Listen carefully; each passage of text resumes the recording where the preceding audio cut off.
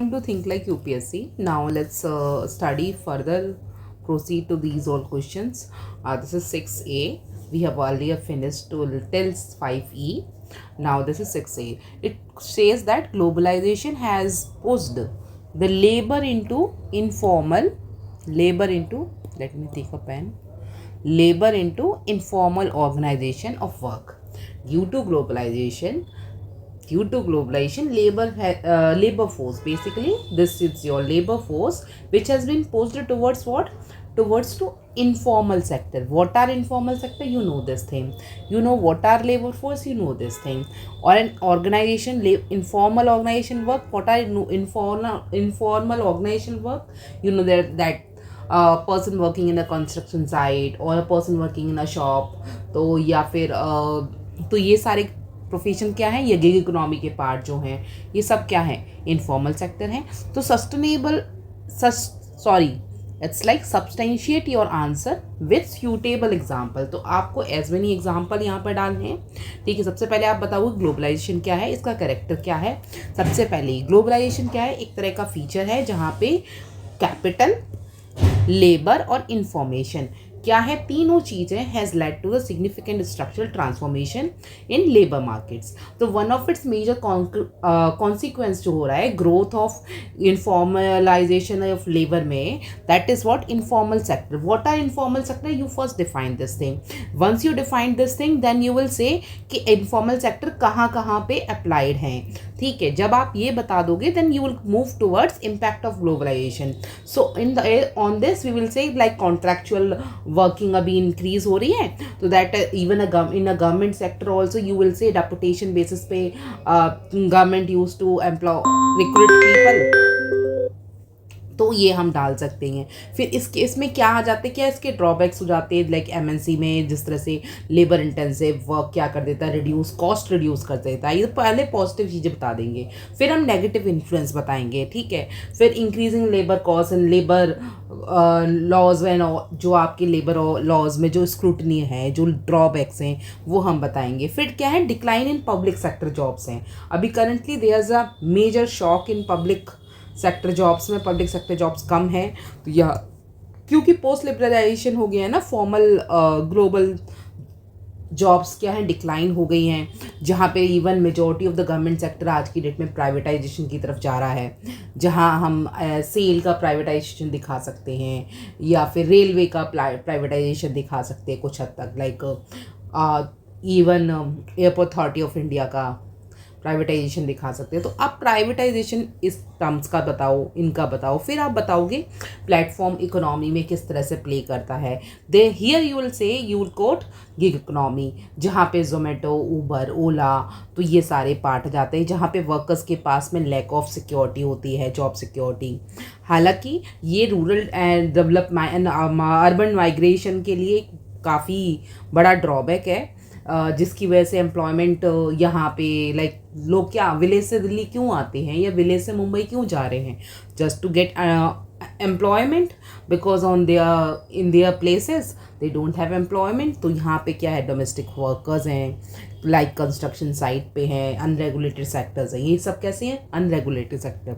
तो सब contracting chains हैं या आपकी कंपनीज, जैसे कि जो मेड्स को कंपनी हायर करती हैं या फिर, तो ये क्या करती हैं, लेबर लॉज को इन्वेड करती हैं, बेसिकली इवेड कर देती हैं. तो you will say statistical insights दोगे आप as per NSSO data. Over 90% of Indian workforce is in the informal sector. कितना, 90%. आप देख रहे हो यहाँ पे कितना, NSSO के जरिए, मतलब अगर उसकी डेटा को अगर अच्छे से स्टडी करते हैं, we will come to know 90% से ऊपर लोग वर्कफोर्स जो है हमारा क्या है, इनफॉर्मल सेक्टर है, जिसमें डिस्पाइट इकोनॉमिक ग्रोथ. जबकि हम क्या बात कर रहे हैं, we are in globally we are 5th economy, मतलब वर्ल्ड में हम 5th नंबर पे आ रहे हैं. बट क्या देख रहे हैं हम कि 90% जो है आपका इंडिया का वर्कफोर्स है, this is into the informal sector. Next will say दस, इस तरह से globalisation while bringing economic integration has contributed to the informalisation of labour by promoting a flexibility and deregulation, which क्या कर रही है, with adverse consequence of for the workers right, क्योंकि क्या है गिग इकोनॉमी है, किस भी है स्विगी के वर्कर्स हैं या ब्लिंकिट में काम कर रहे हैं, इनके पास में छुट्टियां कहाँ होती हैं, इनको तो काम के हिसाब से आज के हिसाब से दे गेट टू पे। तो मेजॉरिटली क्या होता है इसकी वजह से इनकी हेल्थ के mental health as well as इनकी वेल बीइंग, इनकी फैमिली लाइफ सारी हैम्पर होती है। That's what. नेक्स्ट क्वेश्चन हमारा कहता है social changes can be brought about through the development illustrate from the contemporary situation of India.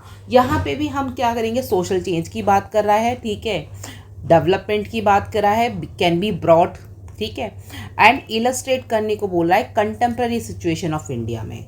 Again 20 mark का हम एज मैनी पॉइंट्स डालेंगे। पहली चीज़ बताएंगे सोशल चेंज क्या है, इसका रेफरेंस क्या है और इसका डेवलपमेंट टर्म से मतलब क्या है कि डेवलपमेंट कैसा होना चाहिए, इकोनॉमिक बेसिस पे, एजुकेशन पे, हेल्थ पे, टेक्नोलॉजी पे, और इन सब का रोल होता है to driving a bigger change, ठीक है। तो हम इकोनॉमिक पे जब बताएंगे तो हम क्या बोलेंगे कि creation of a new job sector, जहाँ पे आपकी आईटी सेक्टर आ गई, गिग इकोनॉमी आ गई, ये दो न्यू सेक्टर हैं। इसके बाद एग्जांपल डालेंगे, स्टार्टअप बूम हो गया है जिस पे यूनिकॉर्न्स इंडिया के पास मैक्सिमम अब होते जा रहे हैं, और कास्ट बेस क्लास हियरार्की की वजह से कैसा हो रहा है, कैसा डिसइंटीग्रेशन देखने मिल रहा है, क्लास बेस, ठीक है। और यहाँ पे स्टार्टअप बूम में क्या है, कास्ट बेस्ड हियरार्कीज दिखाई देती हैं मेजॉरिटी, जैसे बनी यू विल कम टू लो like majority of the groups like the people who are from the Gupta family और the Jain family, they are majority into the business houses, ठीक है। नेक्स्ट हम एजुकेशनल एक्सपेंशन की बात करते हैं, एक्सेस टू एजुकेशन जहाँ पे दलित को मिला है, वुमेन्स को मिला है, this shows the positive upward mobility. And next rise of Dalit entrepreneurship and civil servants में, ठीक है। नेक्स्ट एग्जाम्पल हम देंगे टेक्नोलॉजिकल एडवांसमेंट, जहाँ पे डिजिटल इंडिया इनिशिएटिव हमने लिया है, जहाँ पे अर्बन रूरल को डिवाइड कर दिया जिसने, बिकॉज यहाँ पे क्या कर दिया, women working from home and gender roles क्या है चेंज हो गए हैं। And health sanitations and all, जहाँ पे स्वच्छ भारत अभियान ब्रॉड क्या कर रहा है, behavioural as well as caste related change around sanitation workers. Policy framework में हम क्या डाल सकते हैं, मनरेगा, आपका SHGs empower rural poor and the women, यहाँ पे चेंज इन जेंडर रोल्स हो गया।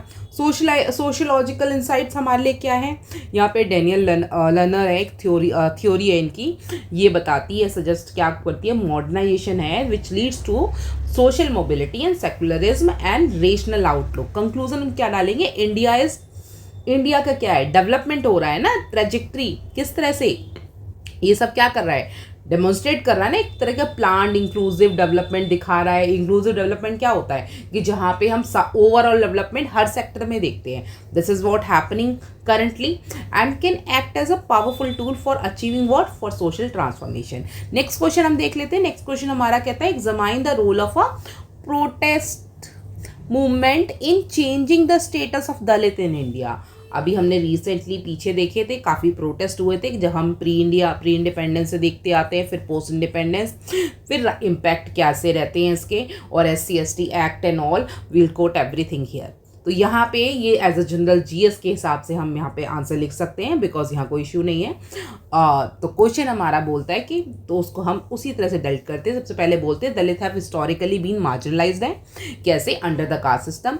Protest movements have played a very important role, very significant role in asserting their rights and achieving social justice. जहाँ पे हम बोलेंगे पैरा प्री इंडिपेंडेंस में क्या कौन आते हैं, Jyotirao Phule, and he formed what, Satya Shodhak Samaj, और इन्होंने उसके अंडर में education and all he provided that. Next doctor BR Ambedkar, temple entry movement आता है, anti untouchability movement was run by him. Next even you can quote Mahatma Gandhi, Harijan, he gave a quote word to these community. Harijan जो भगवान के भक्त है, भगवान के बंदे, लाइक हरि मतलब श्री कृष्ण के बंदे, तो see we can say that thing.